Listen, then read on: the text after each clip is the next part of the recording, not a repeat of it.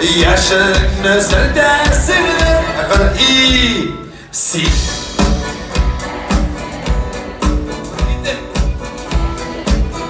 Süper.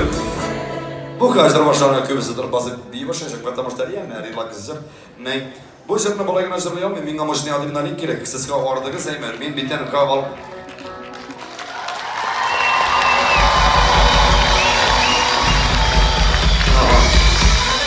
Чуть-чуть житмеді. Міне көз алдыңызға кеттеріңіз, как будто бүгін солянка концерт бар, Һәм теге шардай-бардайлар жырлағаннан соң мен келіп шығам звезда, И алып барушы айтады, Қаршалығы сіздің қаршыңызда Татарстанның атқазған артисті Фирдус Жабаев Түгеш, нешейдің қаршаласы! Eğer davul olup barışımla yere geçse, karşınız, sizin karşınızda, sizin Cemal, sizin Şüler, Firdevs Cemal'e! Arruti! Gitti!